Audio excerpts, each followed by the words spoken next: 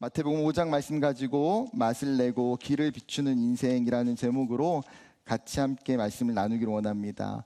이 말씀과 이 주제는 청년 2부 수련회의 주제 말씀이고요. 우리가 지금 이 수련회 그리고 이 공동체의 이 시간들을 보내면서 하나님이 이 말씀을 좀 나누기를 원하시는 것 같습니다.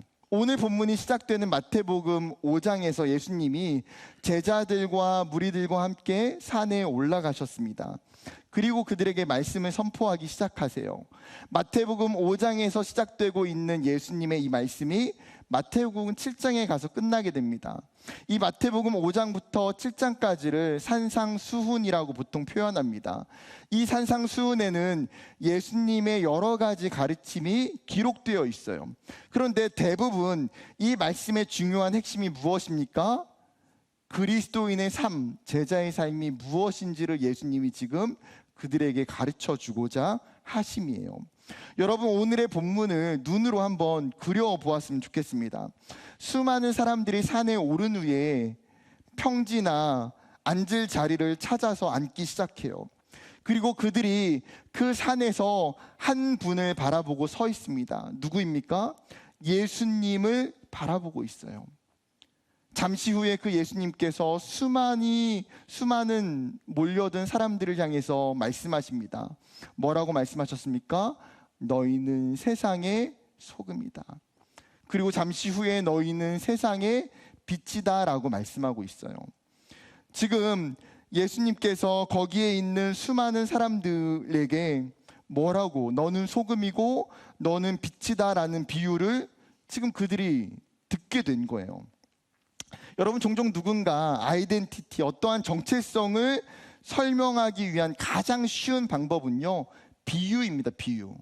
어떤 특징적인 비유로 간단하게 표현하는 것. 저도 저희 집에 있는 아이들을 부르는 별명이 있거든요.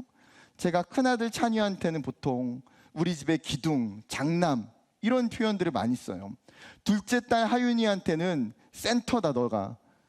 앞에 뒤에 중요하지 않고 너가 중심이야. 너가 중심이야. 너가 앞에 뒤에 연결고리를 잘, 너가 센터야. 저희 딸이 굉장히 좋아합니다. 그러면 이제 막내는 제가 뭐라고 할까요? 찬빈아, 너가 우리 집 보석이야. 그러면 굉장히 좋아요. 자기 집에서 자기가 가장 귀한 존재인지 압니다. 여러분, 사람은 어떠한 정체성에 대해서 비유적으로 이야기하면서 자기가 어떠한 사람이고 어떠한 존재인지를 쉽게 알 수 있어요. 오늘 마찬가지입니다. 예수님이 그 제자들과 무리들에게 그들의 정체성을 가장 쉽고 정확하게 가르쳐 주기 위해서 비유로 말씀하셨는데, 그 비유가 소금이고 빛이에요. 그렇다면 예수님은 제자들에게 그리스도인들이 왜 소금이고 왜 빛이라고 비유하실까요? 여러분, 먼저 소금은 바다의 보석이라고 부를 정도로 고대 사회에 굉장히 중요한 물질이었습니다. 고대 사회에서는 금전적인 역할을 하는 가치를 가지고 있어서 그리스 같은 경우에는 소금을 가지고 노예들을 사고 팔았습니다. 우리나라도 마찬가지였죠. 화폐가 만들어지기 전에 소금을 가지고 다른 물건들을 살 수가 있었습니다.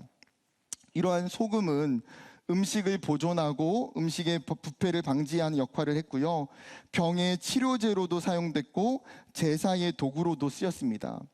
현대사회는 더 많이 쓰여요. 미용품으로, 목욕으로, 의약품으로 널리 사용됩니다. 그럼에도 무엇보다도 이 소금이 가지고 있는 가장 중요한 기능이 무엇입니까? 음식의 맛을 내는 거예요. 여러분, 우리가 먹는 수많은 음식이 맛이 나는 이유가 무엇입니까? 거기에 뭐가 들어가 있어요? 소금이 들어가 있기 때문이에요. 만약에 여러분이 먹는 음식에 모든 국이나 모든 음식에 소금을 넣지 않는다라고 생각해 보세요. 어떻습니까? 식사하는 시간이 행복이 아니라 굉장히 인내와 고통의 시간이 될 수 있습니다. 여러분, 그렇기 때문에 소금은 음식과 일상의 삶에 가장 필요한 요소예요. 또 두 번째 비유의 빛은 태양이나 전등이나 불을 통해서 주어지는 가시광선을 빛이라고 부릅니다. 어쩌면 빛이 존재하기 때문에 지금 우리의 눈앞에 있는 사물을 우리가 볼 수가 있어요. 이 빛은 원래의 하나님을 드러내고 하나님을 나타내는 속성이었습니다. 성경은 하나님을 향하여 거룩한 빛이고 영광스러운 찬란한 빛이라고 이야기합니다. 왜 그렇습니까? 이 빛이 생명의 근원이고 거룩함이고 영광스러움의 상징이기 때문이에요. 뿐만 아니라 성경은 예수 그리스도 또한 빛이라고 선언합니다. 요한복음 8장 12절 말씀 같이 읽어볼까요? 시작. 예수께서 또 말씀하여 이르시되 생명의 빛을 얻으리라. 지금 예수님은 창조 때부터 존재하신 분으로 죄로 인해서 죽어가는 그 인류를 구하기 위해서 이 땅에 오셨어요. 그리고 그 빛이신 예수를 따라갈 때에 성경이 뭐라고 말합니까? 우리 안에 있는 어둠이 물러가고 생명의 빛을 우리가 얻게 된다고 이야기하고 있습니다.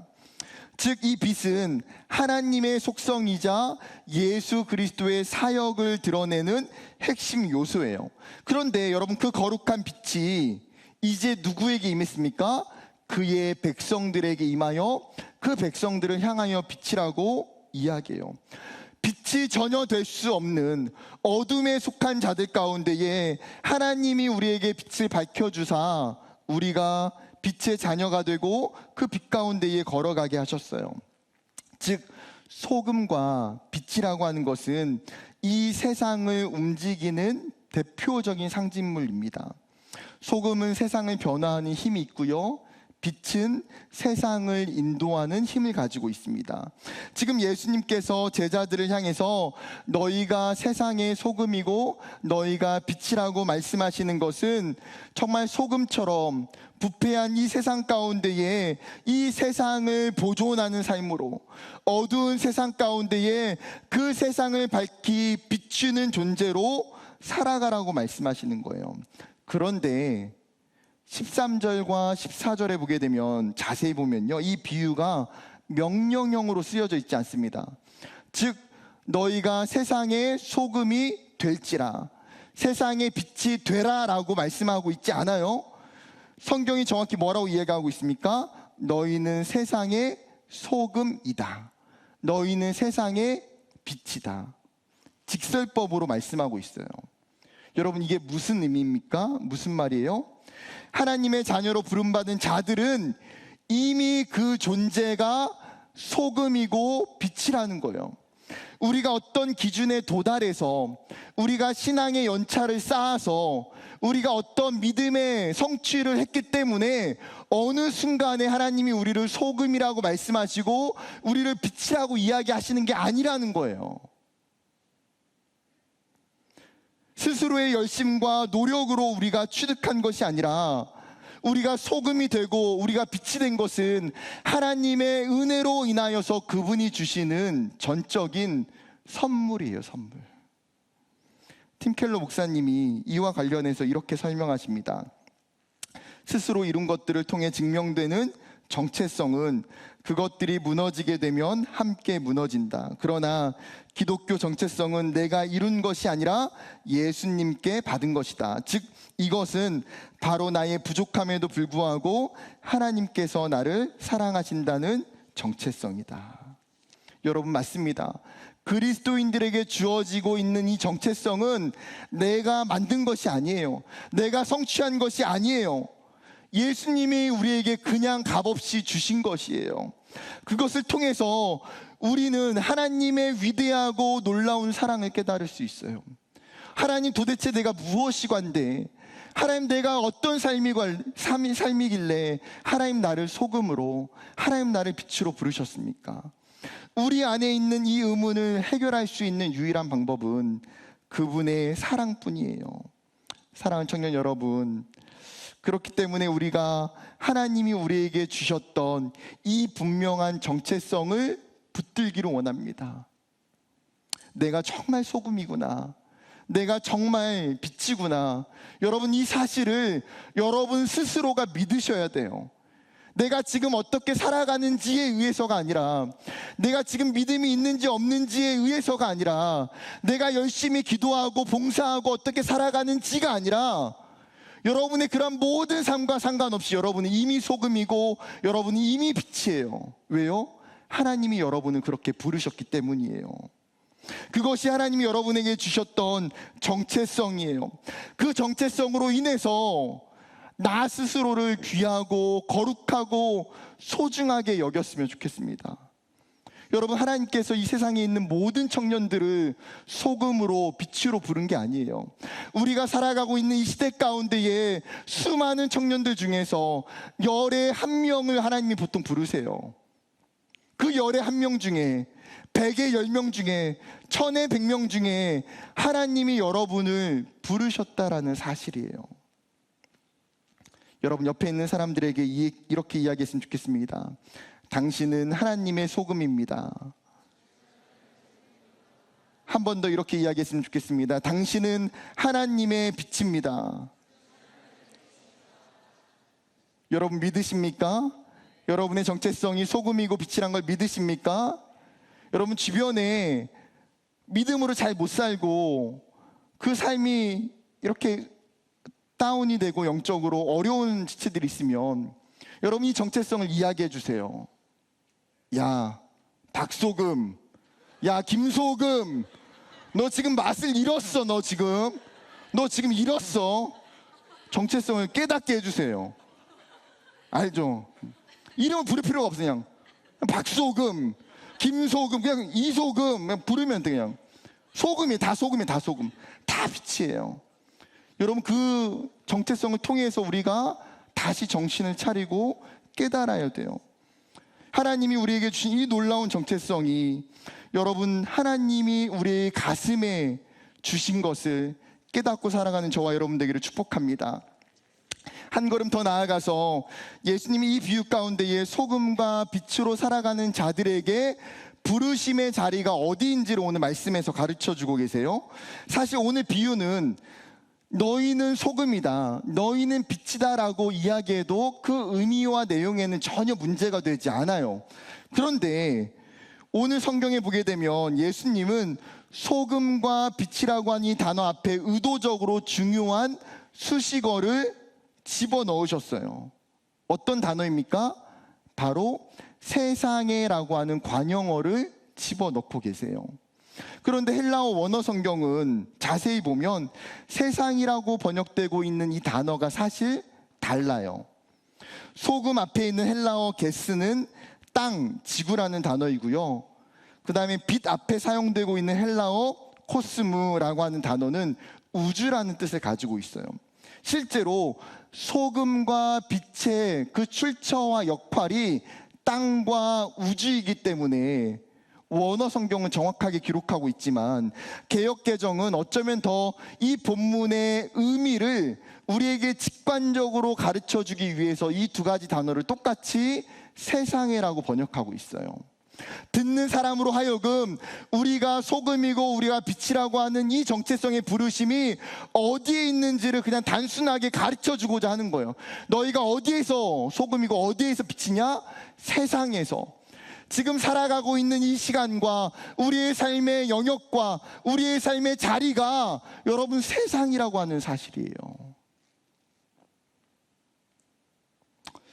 여러분, 세상이라고 하는 이 단어는 두 가지의 의미를 보통 내포하고 있어요. 먼저는 하나님이 창조하시는 모든 창조 세계를 세계라고 이야기합니다.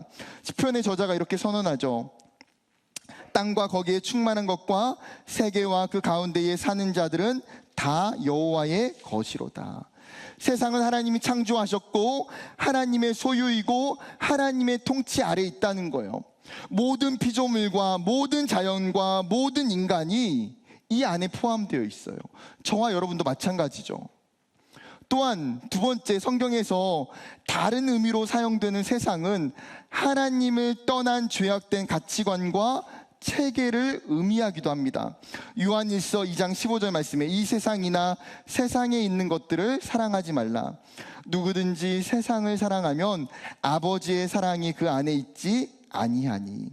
지금 하나님이 창조하신 이 세계 속에 죄가 들어가게 되고 사단의 영향력이 임하게 되자 그 세상이 하나님을 거부하고 하나님을 떠나고 하나님을 반대하는 문화와 행동 양식이 그 안에 나타나기 시작하더라는 거예요. 사단은 마치 이 세상이 자신이 주인인 것처럼 행세하며 거짓된 가치관으로 사람들을 유혹하고 죄에 빠뜨립니다. 그리고 하나님이 아닌 세상을 사랑하도록 만들어요. 그렇기 때문에 세상은 어떤 면에 있어서 그리스도인들에게 분명하게 구별되어야 하는 곳이에요. 세상의 가치관을 따라서는 안 되고요, 세상의 문화를 따라가서도 안 되고, 세상의 그 기준을 가지고 나의 기준을 삼아서 살아가서도 안 돼요. 그러나 한편으로 세상은 그리스도인들이 무조건적으로 배척하거나 자신과 무관하게 살아가야 되는 영역은 아니라는 사실이에요. 왜 그렇습니까? 우리는 분명히 하나님이 창조하시는 이 세상 속에, 세상 안에 지금도 살아가기 때문이에요. 양용희 교수님이 세상과 제자의 관계를 이렇게 설명하세요. 제자의 삶은 세상과 밀접한 관계가 있다. 그런데 제자는 세상과 관계를 맺는 데 있어서 세상의 영향을 받는 자들이 아니라 세상의 영향을 끼치는 자들이다. 맞습니다. 여러분, 우리는 이 세상과 밀접한 관계가 있어요. 떨어질 수가 없어요. 하나님께서 예수 그리스도를 이 세상에 보내셨고, 그 예수님이 우리를 향하여서도 동일하게 말씀하세요. 내가 너희를 이 세상에 보내노라. 즉 우리는 예수님의 그 사명을 받고 이 세상 가운데에 파송된 자들이에요. 그러나 그 세상으로부터 영향을 받으며 살아가는 자들이 아니라 오히려 어떻게 살아가는 자들입니까? 세상에 영향을 끼치는 자들로 살아가야 한다는 거예요.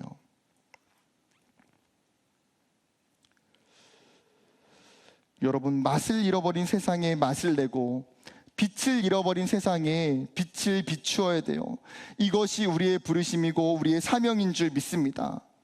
그런데 만약 이 사명을 우리가 잃어버린다면 하나님과의 관계가 멀어져 가고 삶으로 신앙이 드러나지 않거나 복음이 전혀 없이 살아가거나 세상과 타협하며 살아가게 된다면 그 사람을 향하여 예수님은 오늘 성경에 뭐라고 말씀하십니까? 맛을 잃어버린 소금이라고 비유하세요. 그 존재는, 그 삶은 어떤 삶이에요? 맛을 잃었어요. 맛을 잃어버린 소금은 결국은 어떻게 됩니까? 밖에 버려져서 사람에게 밟힐 뿐이니라. 소금이지만 맛이 전혀 없기 때문에 이 세상 가운데에 무용지물이 되는 거예요. 필요가 없는 존재가 되는 것. 그렇기 때문에 등불 또한 말 아래 숨겨두는 것이 아니라 등경 위에 둬서 그 집의 모든 장소와 모든 사람에게 비춰지게 해야 된다고 말씀하세요.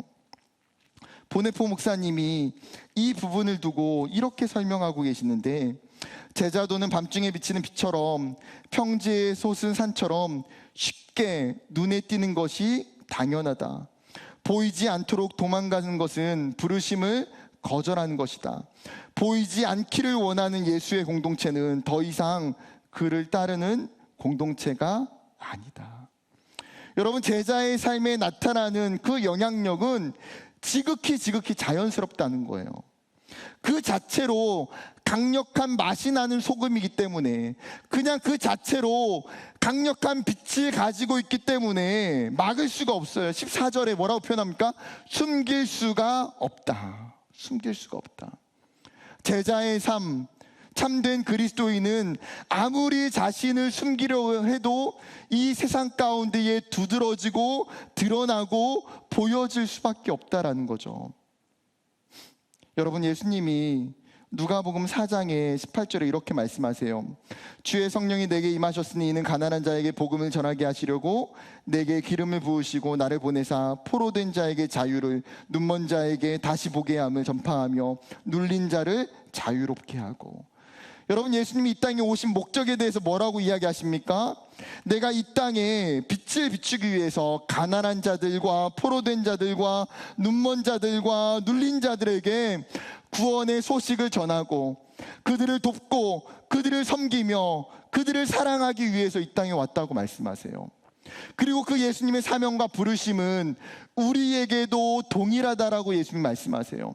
즉 이 세상 가운데에 억눌리고 가난하고 포로된 자들을 향하여서 그들을 사랑하고 그들을 돕고 그들을 섬기는 것이 우리의 삶이에요. 그게 소금의 삶이고 그게 빛의 삶이에요. 2023년에 청년들과 함께 기독교 역사 탐방을 하면서 제 마음에 큰 울림을 주었던 곳이 있습니다. 바로 부산에 있는 일심병원이에요. 이 일심병원이 설립된 것은 호주 출신의 헬렌 맥켄지, 캐서린 맥켄지라고 하는 한국 이름으로는 메헤란, 메헤영 두 자매에 의해서입니다. 이들은 1910년에 호주에서 파송된 선교사 제임스 맥켄지의 큰딸과 둘째 딸이었습니다. 아버지 선교사님 또한 한국에서 사역하면서 한센병 환자들을 위해서 열심히 치료했고 나환자 수용시설인 상해원을 만들어 섬겼습니다. 뿐만 아니라 부산을 거점으로 수많은 경남에 있는 교회들을 개척하고 수많은 성도들을 헌신적으로 섬겼어요.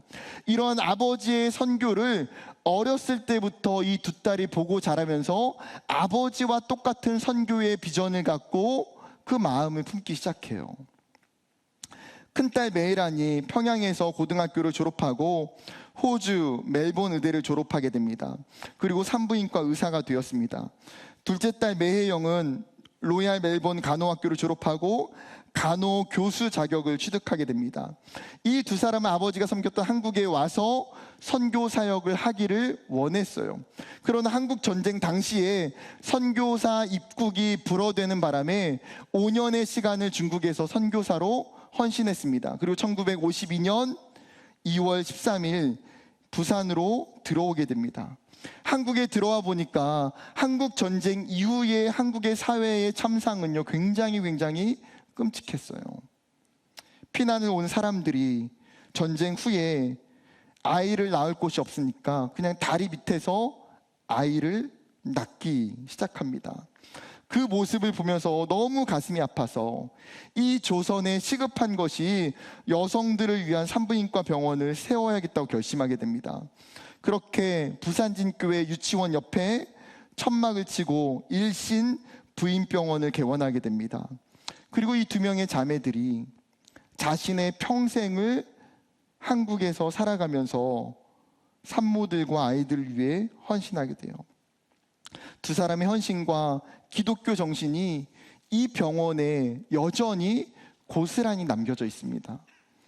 원목 목사님이 영상과 함께 설명을 해주시는데 제 눈에서 눈물이 막 주룩주룩 났어요. 도대체 한국이 무엇이길래 이들에게 자신의 평생을 여기에 바치며 한국의 전쟁의 그 고아들과 그 여인들과 그 가난한 자들을 위해서 자신의 삶을 바치고 치료하고 아이들을 낳게 하고 환자들을 돌보는 그 삶을 살 수 있었을까? 여러분, 그것이 하나님이 자신에게 주셨던 소금과 빛의 삶이기 때문이에요. 여러분, 그것이 그리스도인의 삶이 아닐까요? 예수를 믿는 자들을 통해서 세상이 변하고 예수를 믿는 자들을 통해서 세상이 치유되게 되고 회복되게 돼요. 예수 믿는 한 사람을 통해서 세상에 하나님의 복이 흘러가게 돼요. 성경의 요셉 한 사람을 통해서 보디발의 집에 하나님의 은혜가 임하게 돼요. 요셉 한 사람을 통해서 7년의 기근의 그 시간 동안 애굽과 다른 나라들이 구원을 얻게 돼요. 초대교회의 그 사랑과 나눔을 통해서 수많은 사람들이 그 사랑으로 체험을 받게 되고 하나님을 예배하는 기쁨을 누리게 돼요. 여러분, 이것은 성경의 시대를 뛰어넘어 여전히 이 시대 가운데에 지금도 일어나는 일이에요. 예수 믿는 캠퍼스의 한 사람을 통해서 캠퍼스의 믿음의 단체들이 일어나게 돼요.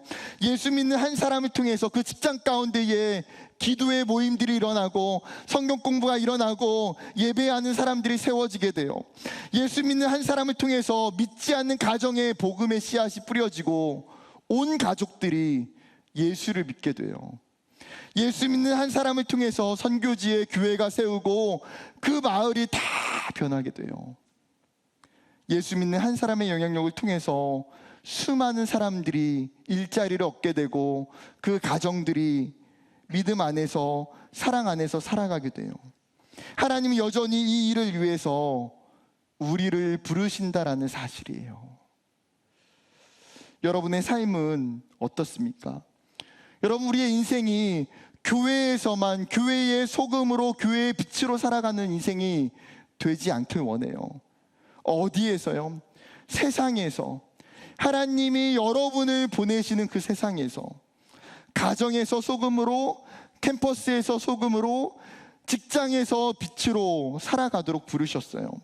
여러분을 통해서 깨어진 가정이 회복될 것이고, 여러분을 통해서 캠퍼스가 회복될 것이고, 여러분을 통해서 그 직장 가운데의 믿음의 사람들이 일어나게 될 거예요. 여러분, 그 소망과 그 비전을 꿈꾸며 하나님이 여러분에게 주시는 그 세상에 들어가서 그 세상에서 빛과 소금으로 살아가는 저와 여러분이 되기를 주님의 이름으로 축복합니다. 성경으로 돌아와 본문의 마지막 결론을 살펴보고자 합니다. 여러분, 하나님께서 우리에게 이 부르심의 사명을 주신 중요한 계획과 목적이 있어요. 16절 말씀이에요. 같이 읽어볼까요? 16절 시작. 이같이 너희 빛이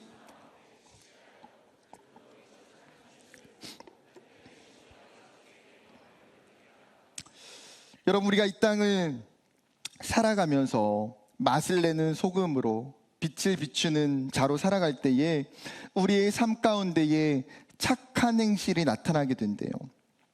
여기서 말하는 착한 행실은 단순한 윤리적인 선행을 이야기하는 것이 아닙니다.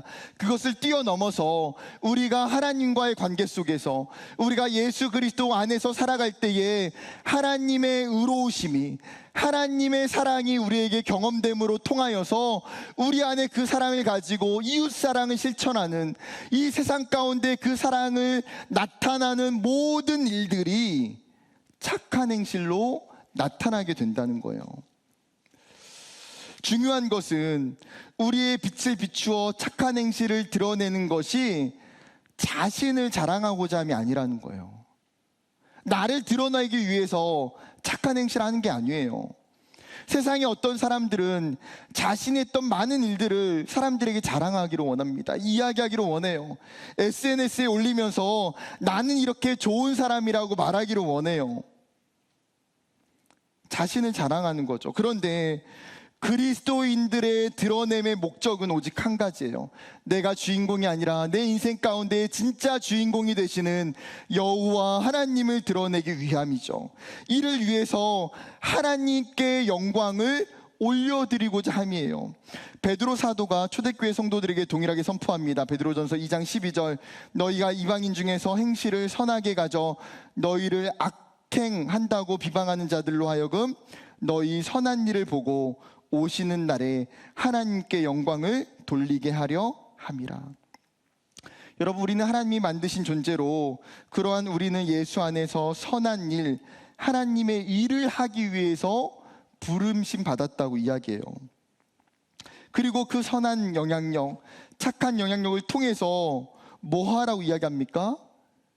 사람들로 하여금 하나님을 보게 하라고. 사람들로 하여금 하나님을 알게 하도록, 사람들로 하여금 하나님을 깨닫고 발견하게 하도록 여러분을 부르셨어요.